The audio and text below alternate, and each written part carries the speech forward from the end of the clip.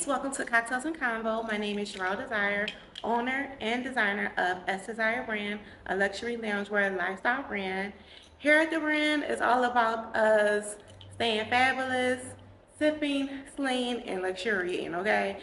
So we originated Cocktails and Convo in 2017, and today is our official episode of Cocktails and Convo here on YouTube. So thank you, ladies, so much for sticking in, being patient. We took about a year or two off hiatus if you went ahead and watched our little mini version, birthday edition episode.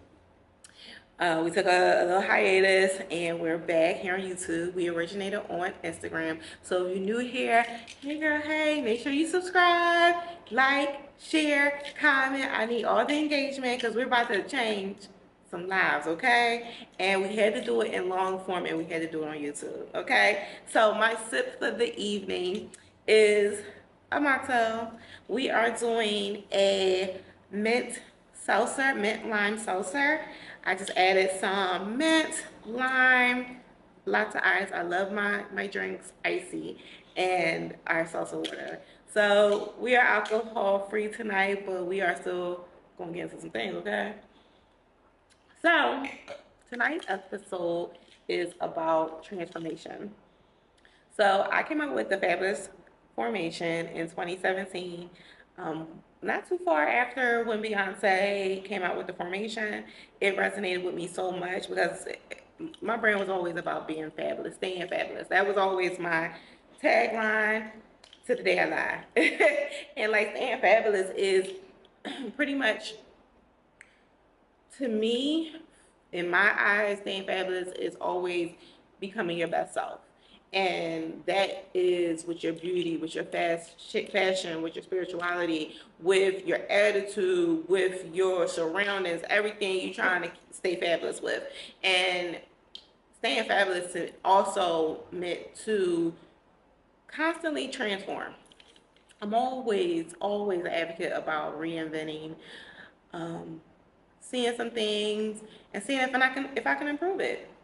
I don't want to stay the same. I always want to be a better version of myself. So me just turning 40, I can see myself and then I can look at myself at 20 and say, oh yeah, girl, you made a transition, you transformed. And I want to see a better version of that. I don't want to see myself at 40 and be like, oh, I wish I was 20.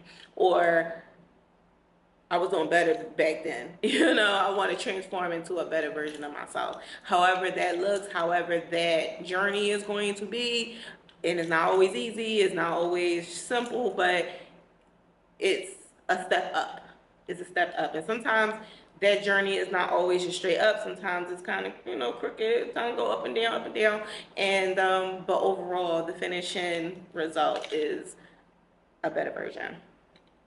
So tonight we are going to talk about the fabulous transformation. And I came up with this over the last 7 months. I came into a space in my life that needed a very, how can I say, I don't want to say dramatic, but I wanted it to be impactful. I wanted to come upon an impactful transformation. I wanted it to not only change my life, but I wanted it to change other women's lives. And this transformation was actually motivated by, of course, depression. I am someone who struggled with depression. I struggled with depression since I was a teenager. And one of my PowerPoints of struggling and battling it is my power in transforming. So you can be in a dark space with your depression. You can stay there if you like, but you can use that same energy source that's keeping you at a low vibration and use it to actually transform yourself. So you transmute that dark energy, that low vibration, into a high vibration. You have the power to do it. And I knew I had the power to do it since I was at the age of 15, 16 years old.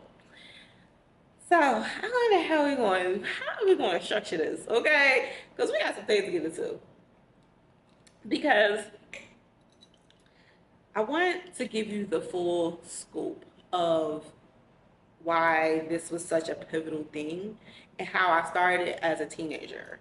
So it's not something that I just woke up one day and wanted to be like this transformative person. It actually started on its own when I was a teenager. When I was about 15 years old, I was, going through the motions of being a teenager in high school. Always wanted a boyfriend. I wanted to, because I was into music videos, fashion magazines, all of the things. So I get to high school, and my mom sent me to a high school all the way across town. I did not go to my neighborhood school. I was sent out of my comfort, and it was the best thing for me. And I was so excited when I seen the girls wearing ripped jeans and all of like the fun fashion, colorful hair. I was like, oh, I see my people. Because where I was from, the girls was plain jeans. They was wearing Keds and Guess jeans, and it did not resonate with me. I was sent out to West Philadelphia, where everyone had a sense of individuality, and it was the best thing for me. It opened me up so much because I said, oh my God, everyone's different, everyone's expressive. Like, so at that age, I was coming into myself, and you go to high school and you run all this new food and this new way of living. And I always struggled with my weight. Always struggled with my weight since I was a little kid. Probably out of all me and my two sisters, I was probably the one that struggled with it sooner. Um, so by the time I was 15, I was like a size 16. I was a size 16. And I remember getting on the bus to go to school. I had to get on the bus, the train, and the trolley to get to school. That's how far my mom sent me. And I remember sitting on it. I don't know, it was around holiday time. I just remember wearing jeans. And this was back when jeans, ain't had no stretch, man. The stretch jeans, they come out into like the early 2000s. This is when jeans was like, you really was the size you was in. And these jeans were so tight. My stomach was just busting out of them to the point that the button on the jeans was like cutting into my stomach. And I'm just like, on the bus, I couldn't even breathe, but I gotta get to school with these jeans on, like I put them on. And I'm on a bus so uncomfortable. And I remember thinking to myself, like, I can't be like this. And mind you, I'm a girl obsessed with music videos, obsessed with magazines. Like, the reason I was obsessed with music videos, not only for the creative part of it, like I literally would study who did this video? Like, who was Hype Williams? Like, I knew the video directors, because back in the day, they showed the videos and they showed the credits. So I used to pay attention to all of that, the editing styles, everything. I should have known I was made for this life, because I paid attention to those things very early on. And then it was the models, and back then it wasn't so raunchy. The girls in the videos were like superstars. So I would look at that and just be like, oh my God. And then not only that, not only that, the superstar, the one with the talent, the music artists like Mary J. Blige, Faye, Maya, everybody, and especially in the 90s. I feel so bad for the kids that's growing up now. The 90s beauty was such a time. Oh, that was the time. Like, people were so beautiful naturally. It wasn't all of this stuff. Like, it was just like, you either was or you wasn't. And so I grew up watching that. So I was just obsessed. I always was like, I looked at it and just like, so when them jeans were so tight, I said, oh no, you is not. And then I had a boyfriend at the time. And it was just like, no, it was time for a change. And while I think I was watching it, I think not too long after that, I went to the mall.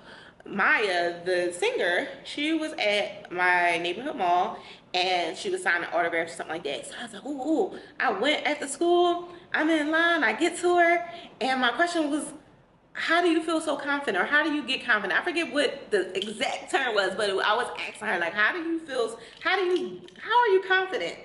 That was my question to her. And she said, she ain't hearing me or whatever. I just was like, okay, never mind. Like, because I already knew the question was weird. I already knew the question was weird. I was like, never mind. Yeah, here, some my thing. So I was like, all right. I don't know. I knew the keyword was confidence. So while I was approached with that, I said, okay, you're gonna figure out your own how to get confident. And then as I was watching music videos and stuff like that, I was like, well, I could be who they are. I could be a star in my own story. I ain't gotta be in front of the camera yet. Not yet. But I can work into being that. And that's when the light bulb went off in my life that I could transform myself into whatever I want to be. And if I want to carry myself around like I am a video vixen with the confidence and that feminine energy and that power, I was going to work on myself enough to be able to truly feel like that about myself. So fast forward, so I finally get a job. I think I was working at the retirement home at the time, and then I got a job at the mall. I worked at Annie Ann's Pretzels Girls, and I know how to make a pretzel. I know how to make. I was damn near the assistant manager, so I was really good at making pretzels. So while going to the mall, it was actually also a kiosk for diet pills. So this is a little tea of mine that I kind of had like a dependency on diet pills, but it started because I was so desperate to transform myself, and I thought because I was knowledgeable about the diet pills that could work. I knew that they could work because I knew somebody on them. So I said, okay, I'm gonna get me a bottle. And I don't even know how I got them because I thought you had to be 18, whatever. So I got the bottle. I started taking it. I started to work. I was busy. I wasn't into like my boyfriend at the time. I wasn't even into him like that no more. That was like, that was also like a thing. Like you are in a relationship. You shouldn't even. I would really. I wish I didn't even deal with boys as early as I wanted to. That's a whole nother episode, girl. So stay tuned for that.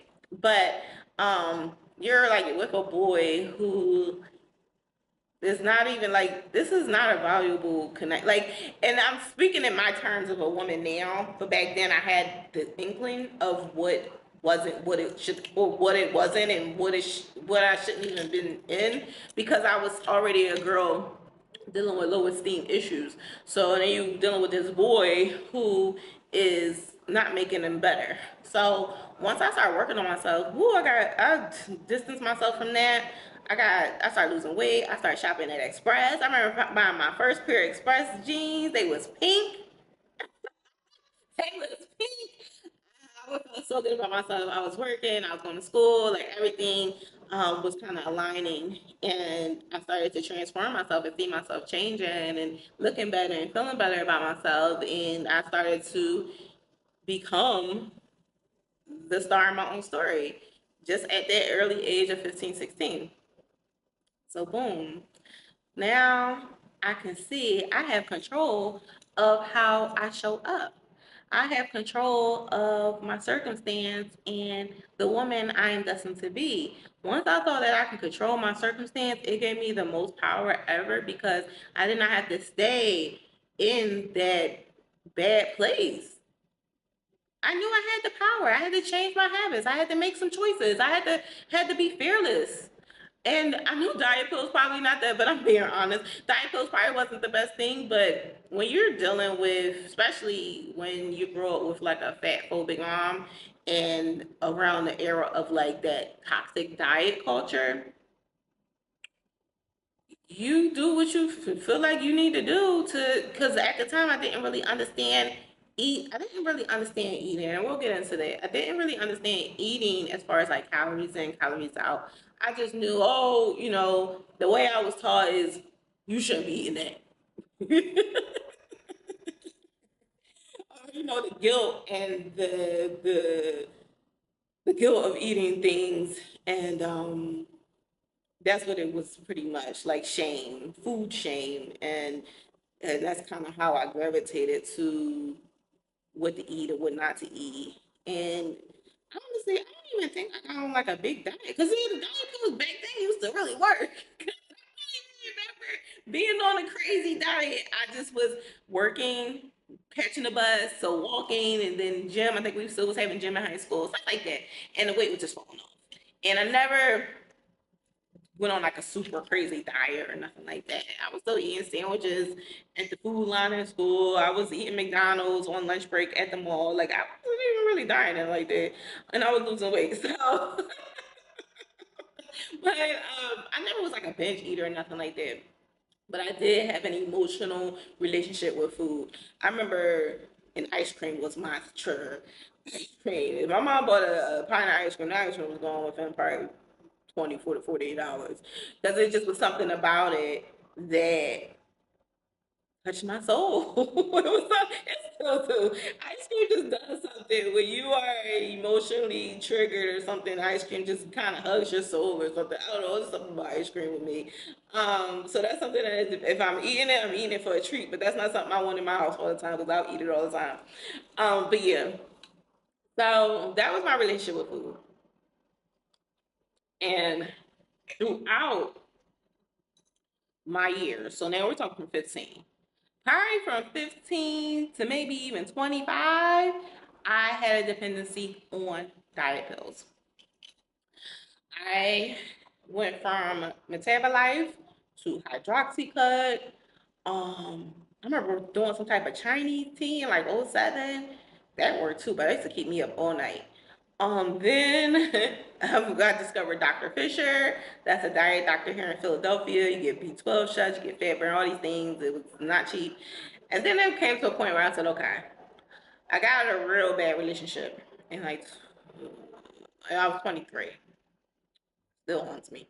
And I was like, it was a time for a big transformation because I got into this relationship that literally tried to tear me apart. And I got into one of my biggest depressions ever after that relationship. So here I go. I have to transform myself again. I gained this weird relationship weight. Because let's say one thing, ladies. That happy weight, that's bullshit. If that man aligns with you and you got into a relationship with a certain body type, and once you got into that relationship, you got big, and I'm not saying like 5 pounds big, I'm just like you 15, 30 pounds big, something's not right in that relationship. And mind you, y'all could be eating really good, but if you're not still you, and if you're a woman that you were active, you going to the gym and doing what you got with him, all those things fell to the side. To me, I wouldn't feel like that man was aligned with me. Because I should still find me, even with him.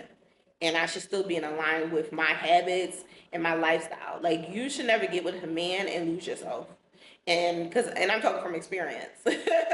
And I got into a relationship. I wanted to be in a relationship so bad and lost myself.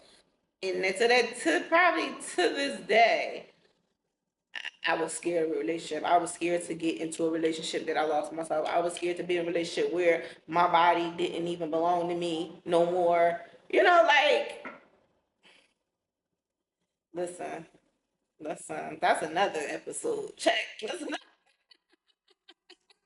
oh, girls, we're gonna get into some things, okay? So, back to that. I had to transform myself out of that. Here we go again. It's like you're always starting over, but the transformation, I don't want it to look like I'm starting over, but that I'm ascending. So, but for layman's terms, I was starting over because then I gained weight again, and here we go again. We gotta go through the motions, get back to myself, get back to motivate myself, get back to the discipline. It was all of these things I had to get back to. So I'm gonna tell you, ladies, how I did it. Stay tuned for the rest of this episode after these messages. Hey ladies, did you know there were levels to luxuriating? Maybe not, because I just made it up. But here at SDesirebrand, we have levels to luxuriating. And what you see me in right now is level 1. This is our FABLeisure Robe. Today marks its 4-year anniversary official drop. And this robe comes in pink, black, and red. And this is your starter robe. So if you don't have a loungewear collection yet, I always recommend you start with level 1. This is the robe that you can sleep in, you can luxuriate in, you can eat in, you can clean in, you can cook in, all of the above you can do in this robe, and it takes a good beating. It's machine washable, machine dryable, and it's timeless, okay? So if you want to get yours, you want to shop SherelleDesire.com, and stay tuned to the next episode to our series, The Levels to Luxuriating. All right, ladies, stay fabulous. Don't mind my shoes. I was just being extra.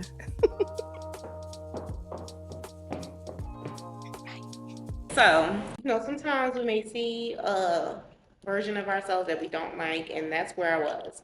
And I knew that I could be better, but I did not want to be dependent on any diet pills anymore.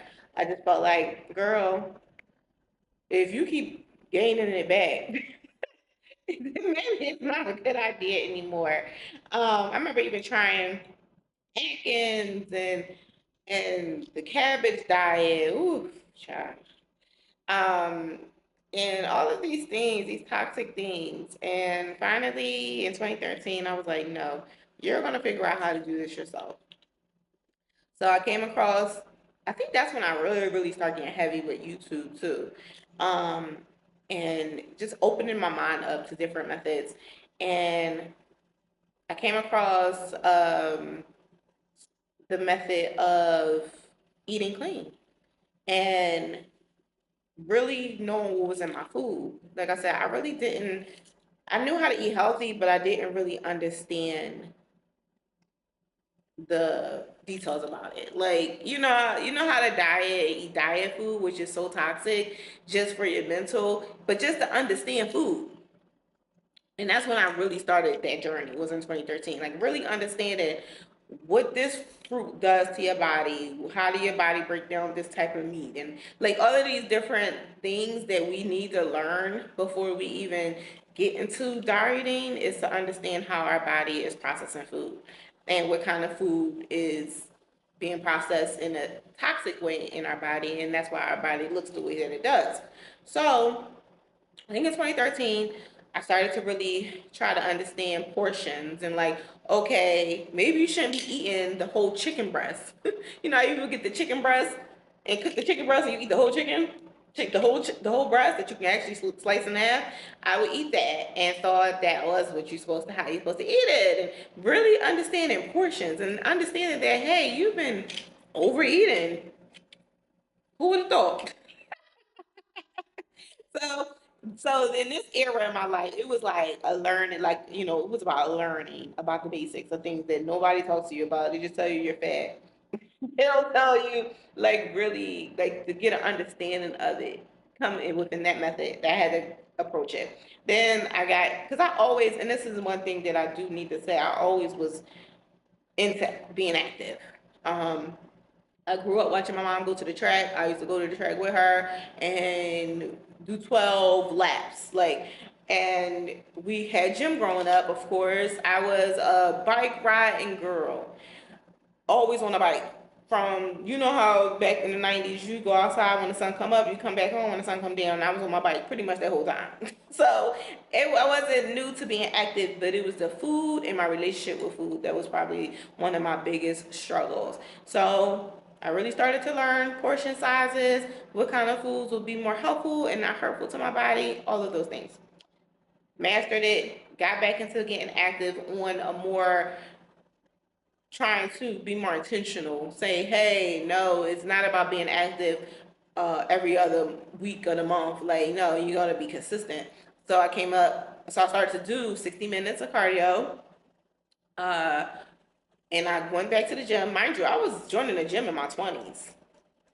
Very much I was always about the gym life and being active. I would go to the track, I would go to the fields and run. Like, I was always active, but always struggled my weight because I didn't really understand food. Boom. Started going to the gym again. I would work my full-time job and go to the gym after my job. I was very dedicated. 60 minutes, 3 times a week, that's it. Then I started to up it and say, do 20 minutes in the morning, 60 minutes at night. I started knocking that out. I would wake up 30 minutes earlier. Mind you, I had to be up at 6:30 in the morning to go to my full-time job. I would wake up at 5:50 just so I could get on the treadmill that was in my house and do 20 minutes, jump in the shower, go to work, do my 8 hours at work, and I would go to the gym and do 60 minutes.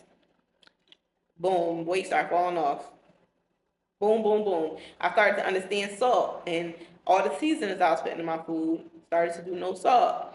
I would do little to no sugar. I really would really. I started to weigh my chicken. When I realized how much chicken I was really eating compared to the chicken I should have been eating, it was game changer.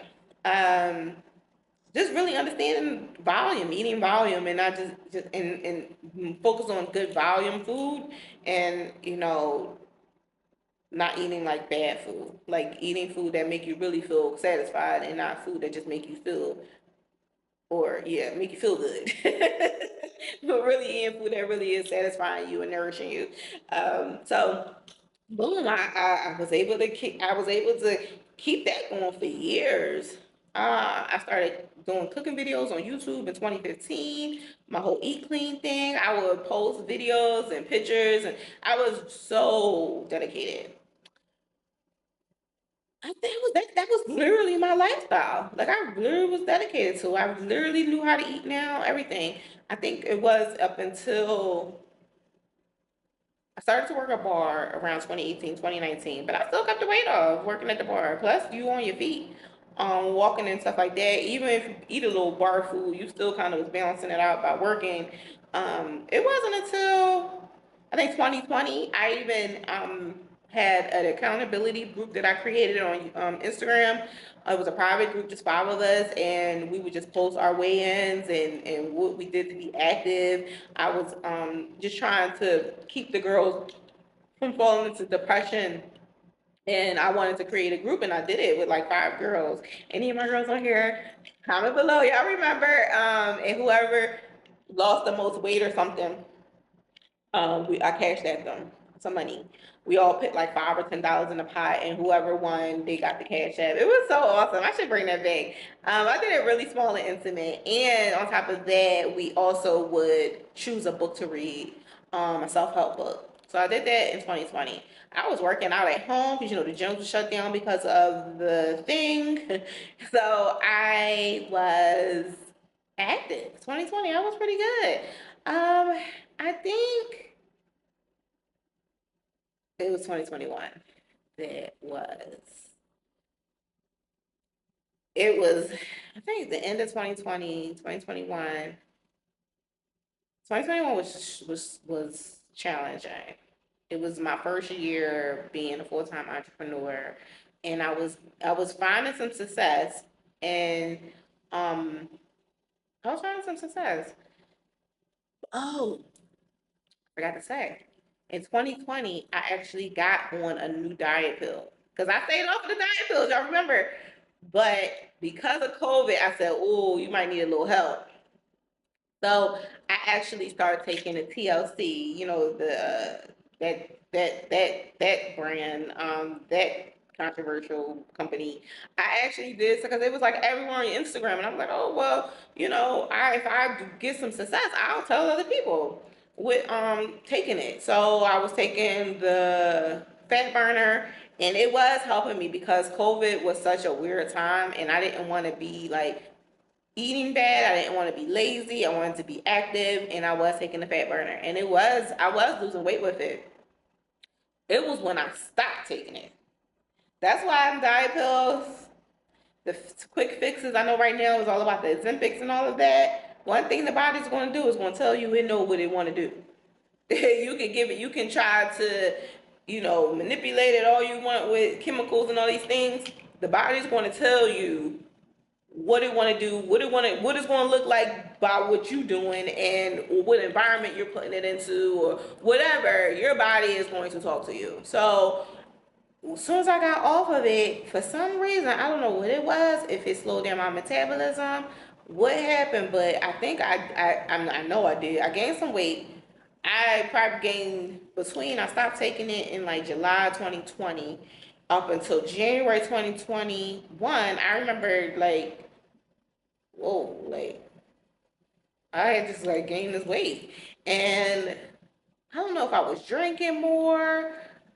It was, I just, all I know is that I probably put on like 15 pounds, which was a lot because I was staying under my goal weight for a while. Not even my goal weight, but my manageable weight for a while, for years. And to have gained that much and was kind of confused about it, I just felt like the diet pills actually slowed down my metabolism and kind of threw me off. But I still was looking, 15, 10 pounds, like it kind of still, fluctuated or whatever. Fast forward, August of 2021, I lost my sister. Suddenly, so suddenly. And it rocked my world because my sister, that was like my soulmate. And um, I was in bad shape. I was mentally, it set me off. And one thing a lot of people don't talk about with weight gaining and transforming and all these things is your hormones have a lot to do with how you look. And when you are someone who's grieving, you're angry, you're sad, you're confused, you have all these emotions, your cortisol levels will rise to the top. And I knew about the whole cortisol thing even back when I was working corporate and I was bartending and I was so swollen in my shoulders and my face. It was all cortisol. It was stress. And that point in my life was probably the tip of the iceberg. And I know I had put on some weight. I got off the grid. I did not, and it wasn't even because of the weight. I was just was in bad shape mentally. So I wasn't posting on social media. I wasn't doing no new content or nothing. I didn't care if I made money or not. I needed to heal. And during that time, I think I went to the Chinese store one day and got some chicken wings and something to make me happy. And I remember I was watching. I kept seeing signs about veganism. I just kept seeing signs. It's something my spirit talked to me. And I know when people say, "Oh, spirit, what's that? Like, what are you talking about? Like, what are you crazy? Like, you hear voices in your head? Like, no. Like, I know when I'm saying something to myself from my own mindset, and when something is being placed into me, and that's when I say spirit. It's the God within us. It could be God. It could be your guardian angel. It could be your guides, your spiritual guides. Said you need to go on, because I did a 21 day. That was another part. I skipped that. I went on a 21-day vegan fast years ago. That's when I really started my spiritual journey. This was in 2015. So I did 21 days vegan before, and it was really great. And something in my spirit said you need to do that again, but this time you're gonna binge eat. Binge eat. Now this is a term I would never even thought about. Like, how you gonna binge eat vegetables? Like, what are you talking about? I literally got a message that was sent to me, say you're gonna binge eat these vegetables.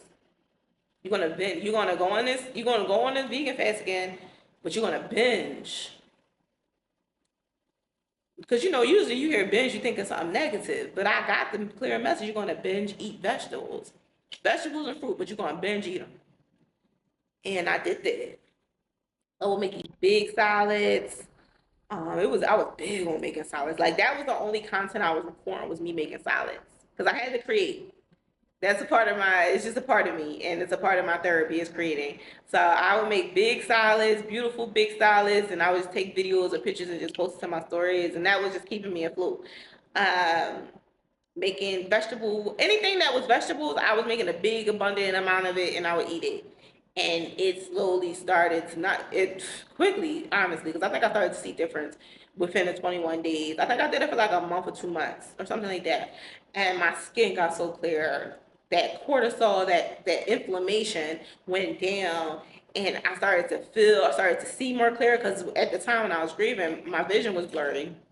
So I don't know if I was having some blood pressure issues or sugar issues. I was in bad shape. I was getting migraines, so I started binge eating vegetables, and that helped me get into a transformative energy. Then I started to go walking, working out at home, and going to get massage therapy. I had signed up for a membership for massage therapy. I was getting massages every month. All of these things was helping me kind of get back my power, gain my power back, so I can heal and show up for myself again and show up for my purpose again, even under such a dark time in my life. And I did. I came back 3 months later. I'm telling you, it's a miracle in the 90 days. It's a miracle in the 90 days. Trust and believe me. And came back stronger than ever. Boom. I started to get my momentum back. I acquired my studio top of 2022. Things started looking back up. I did a studio warming in May of 2022. And that right after the studio warming, probably a week later, I lost my niece.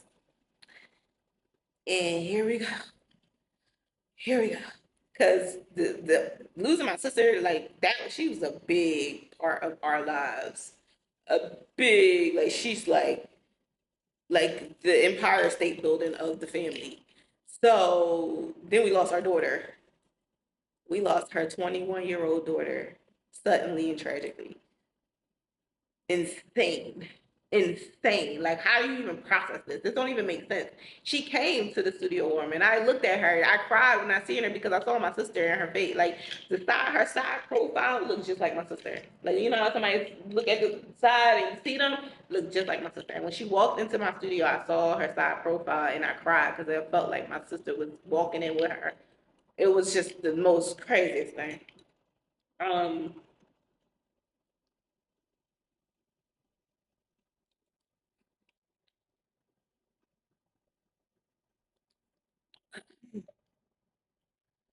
so I had to process that, and here goes, you keep trying. It's like the comeback queen. And I always feel like I'm Rocky Balboa. Like, when Rocky kept losing in the beginning, he kept losing, he got to come back. That's how I just felt like I was Rocky. Like, damn, I'm going to lose this round again. Like, it's like you win a little bit, then you lose. Like, it was kind of feeling like that. So I had to process that, grieve that. And I couldn't even process that, to be honest. The only way I can say is my sister got her baby with her. That's all I could think. Like, that's the only way I could get past that because it just made no sense. Um, it just triggered a lot. So I dealt with that. It's just a lot. It's a lot. I think at that moment I was just, you just on autopilot. I think pilot cruise control. Like I feel like that's where that you just get into that. So you're in this low vibration and you're just kind of just functioning under that low vibration. I think that's just how I was functioning that whole time. Um, so 2022 was just a struggle. Um, then I created a whole new business. It was just a lot going on. So I don't know. My habits wasn't never that bad because, like I said, I educated myself on food. If I have any of my guilty pleasures, I go to them seldomly. So it probably was up until the early 2023. I said, listen, I couldn't even recognize myself no more. When you just get into such, you're just gone. You're just, like I said, autopilot.